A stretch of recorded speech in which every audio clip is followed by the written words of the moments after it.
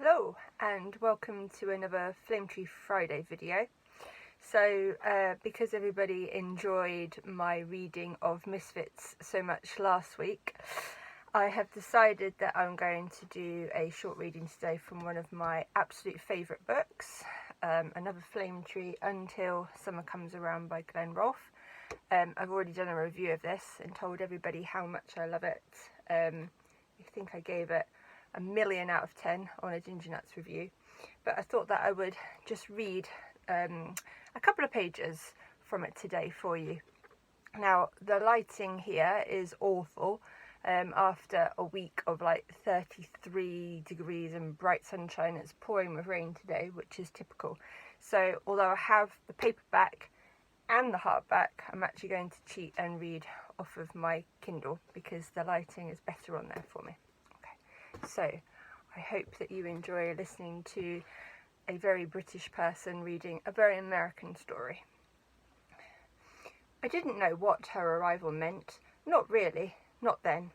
I was just a love-struck kid who became a shaky bundle of nerves when November Riley came to Old Orchard Beach. How was I to know she was a monster? It started the summer of 1986. I was 15. Unlike the vast majority of people in our small beach town, we, me, and about 6,000 other people were year-round residents. That number easily doubled in the summer. We weren't too far from Portland. In fact, the Amtrak Down Easter ran constantly to and from both Portland and Boston, delivering all sorts of summer people.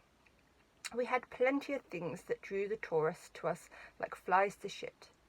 For the kids, there was the Palace Playland, an old-school seaside amusement park, complete with roller coaster and Ferris wheel that stood 70 feet tall. Or they could travel 15 minutes over to Sacco, to Funtown, the bigger, newer, if 1960 qualified as new, amusement park on Route 1.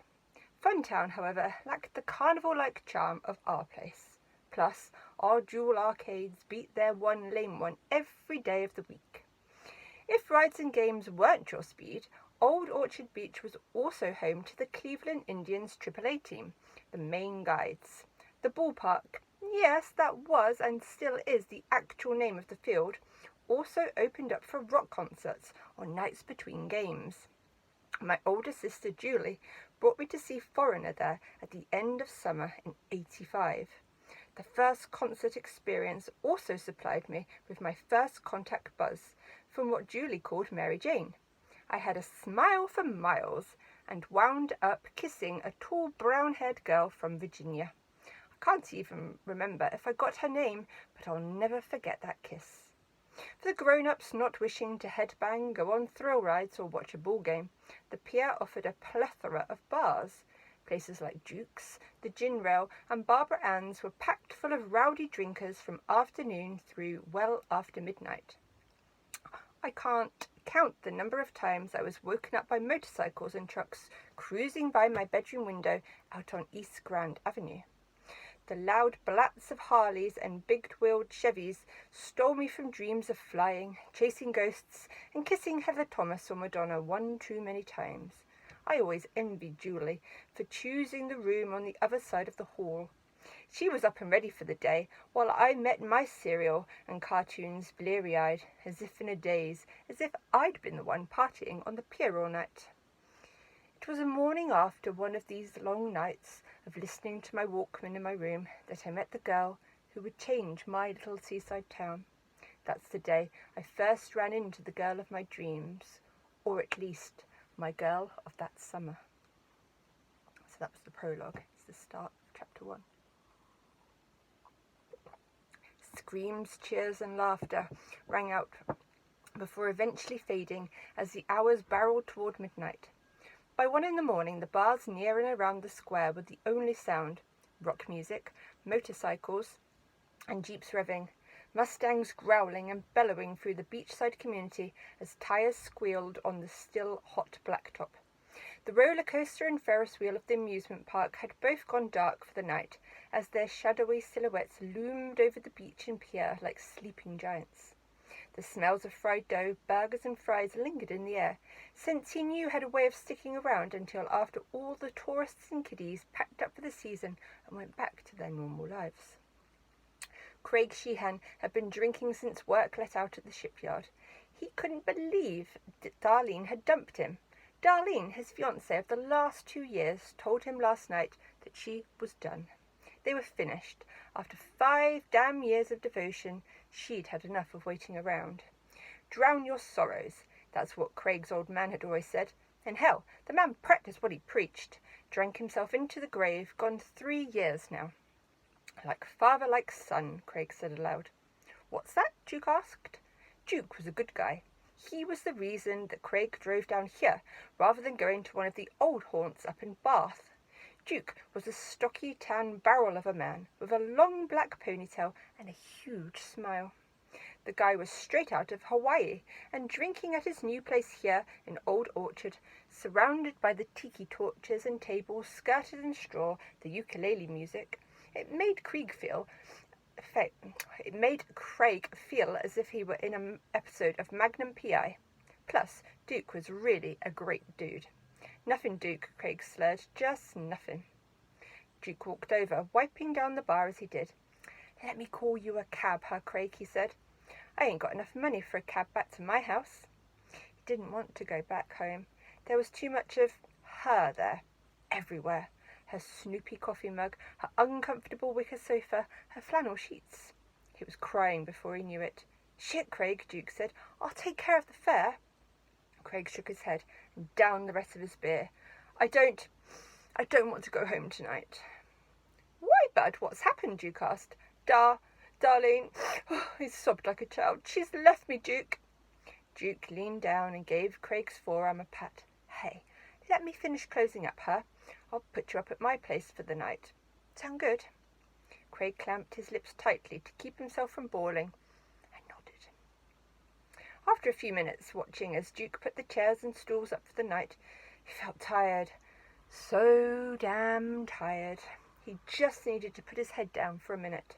Okay, bud, Duke said, startling him awake as he patted him on the back. Let me go take a leak and we'll head out. Okay. Craig nodded.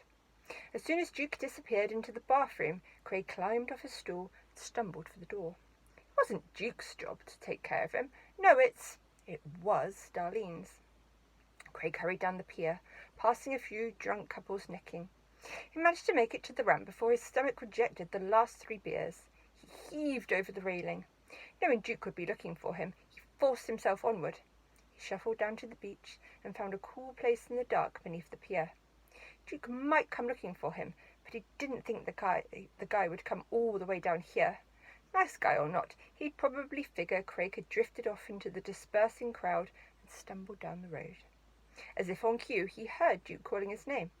The voice never came close and only faded until he stopped calling completely. Craig dropped down into the cold sand, briefly wondering if the tide came in this far. He couldn't recall. But wouldn't it be something to pass out now and wake up dead in the sea? Okay, so that's the prologue and the first couple of pages of the first chapter of this absolutely amazing book, Until Summer Comes Around by Glenn Rolfe, who everybody knows just happens to be my favourite writer, and I am his #1 fan. It has been proven. Glenn shelf there. So this book's set in the 80s, obviously. Massive Lost Boys vibes, Salem's Lot vibes, all that kind of thing. But it is an absolutely wonderful coming-of-age story. And it doesn't shy away from some gory, bloody vampire action either. So don't think that it's going to be Twilighty or some kind of teen romance, because although there is that side of it, it's much darker than that, and I think that you will all really enjoy it. So, Flame Tree Friday reading of one of the best books ever written. Okay, I'm just going to finish up with a couple of things, if anybody's actually still listening to me waffling. Goonies never say die. So I just wanted to say what I'm reading at the moment. I always have a paperback and something on my Kindle. So the paperback that I'm reading at the moment is this, by my very, very good friend Graham Reynolds from Horrific Tales Publishing. So this is Highmore 2, Moonstruck. So it is obviously the second in his Highmore series about the werewolves. So good. So good. Really enjoying it. Literally started it yesterday and I'm already on page 94. So I will be working my way through this. And if you haven't seen the Horrific Tales books before, make sure you watch Cameron's unboxing video because it's awesome. But they are just beautiful, and the quality of the paper and the printing and just everything about it is just stunning. So reading that, enjoying it, go and check out Horrific Tales because the books are just gorgeous. And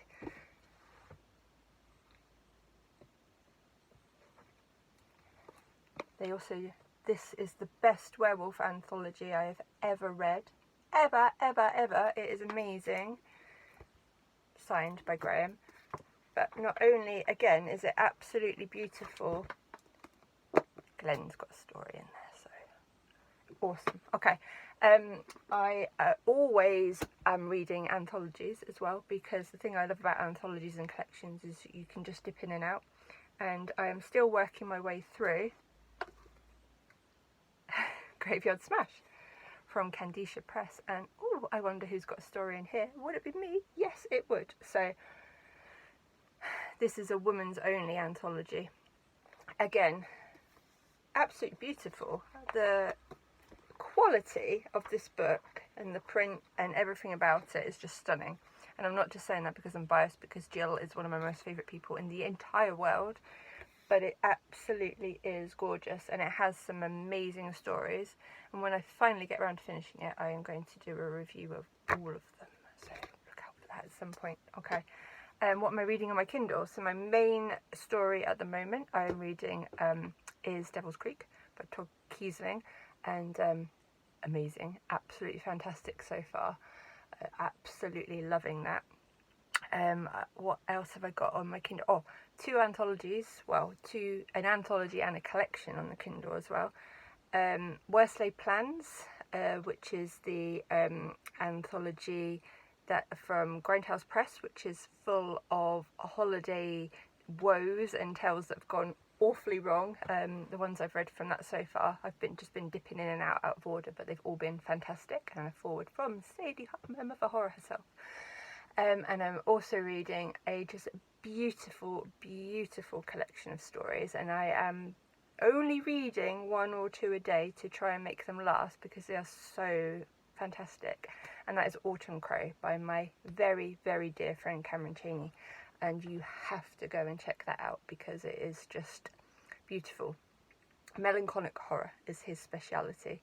Everything I've read from Cameron makes me want to cry, more or less, so definitely go and check him out.